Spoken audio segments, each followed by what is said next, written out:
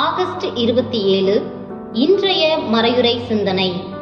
பரிசேயரையும் மறைநூல் அறிஞரையும் இயேசு மீண்டும் கடிந்து கொள்வதை நாம் பார்க்கின்றோம். யூதர்களின் தூய்மை சடங்கு சட்டத்தில் எவை தூய்மையானவை எவை தூய்மையற்றவை என்று வகைப்படுத்தப்பட்டிருந்தது. இதில் யூதர்கள் வெளிப்புற தூய்மைக்கே அதிக முக்கியத்துவம் கொடுக்கக்கூடியவர்கள். உண்ணும் உணவிலும் உடையிலும் பயணத்திலும் தூய்மையை கடைபிடிப்பவர்கள். இது சுத்தம் சார்ந்ததாக தோன்றினும் அவர்கள் சமயம் சார்ந்தவர்களாக மட்டுமே இதை கருதினார்கள்.